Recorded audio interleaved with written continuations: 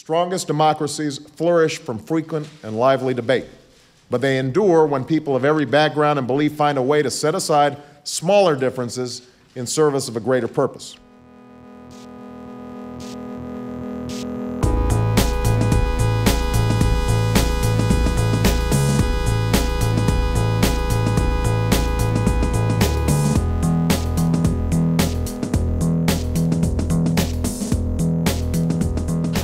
So here's where I live. Come on. Hi, Mom.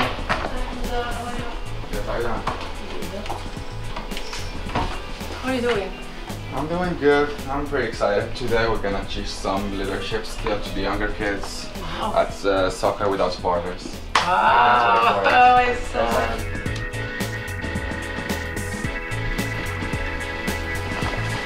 So now I have to pick up my staff and go back to the field. It's been pretty nice to work with kids from different backgrounds, from different countries. We got to learn from them, teach them, and work with them. It's been pretty awesome. All right, let's go. How's your boy? Play some soccer today? Yeah. All right, be good. Leave it.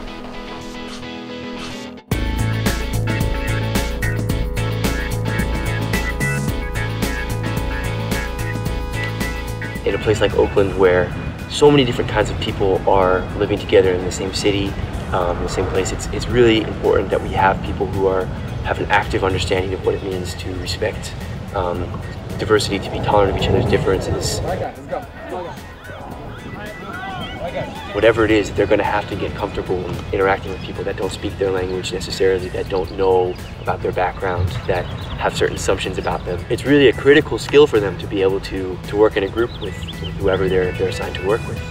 Even the guy doesn't speak the same language as yours, you have to show him some respect.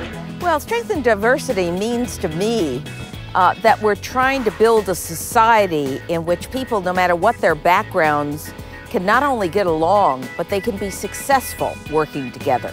There's all of these differences, and you let those differences kind of dictate how you interact.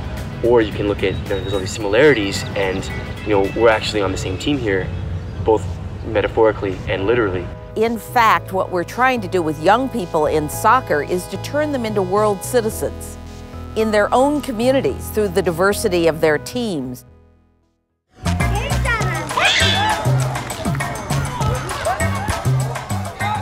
So the life skills program targets youth that has obviously made wrong choices and also have difficulties in terms of being removed from their families, because that is the reality, that a lot of the youth that's placed in residential care was removed, many times without their consent. And I think, to be honest, as a South African growing up in a country, having experienced what it is to be separated or treated as if not part of a group, one gets left with negative feelings. But what works for me is that I've looked around and told myself, there's a lot to be learned from different race groups. In spite of our differences, there's also similarities.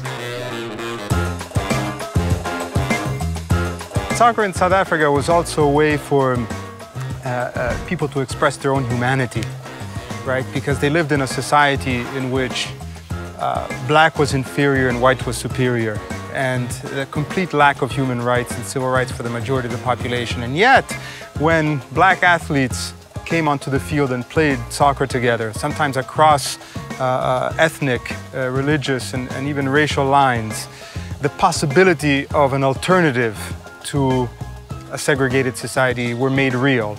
What soccer teaches is that no matter what, once you're in a team with that person, you need to respect that person, you need to tolerate that person, and you need to get along with that person.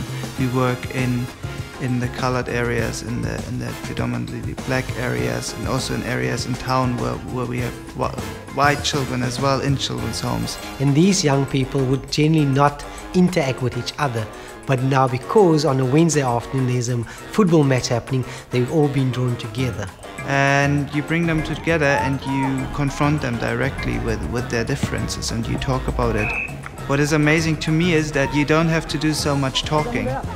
Once they are involved in activities, those barriers, those boundaries go go away and they form one strong group. They don't differ anymore between is that a black or white or a colored person, and that happens very, very quickly, and I think that shows how powerful sport and those activities can be. It's very important for us, our country, to unite and people see that there's, even though in our differences, that we can achieve so much more. When I look back, you know, 1995 when we won the Rugby World Cup, it was amazing, and it brought South Africa close together, you know, both races become one. Anything we can do to bring differing groups together using sport will make a difference in the future. If people learn to play together, they may learn to work together and to live together.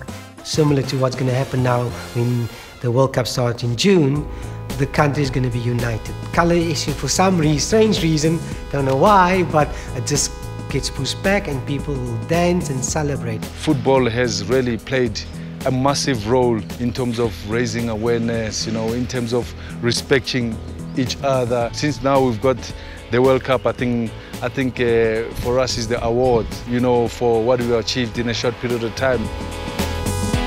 Earlier, it's the #1 sport in the world that's loved by white people, black people, mixed race, Asian, you know, whatever you want. It's enjoyed by everybody. So in other words, you know, if you're going to play it, you're going to come into contact with people from different cultures and different races. And if you're going to enjoy it and play together, you've got to be tolerant. And so if you do that from a young age, you build tolerance within yourself towards other people. And I think that's one of the big pluses about football.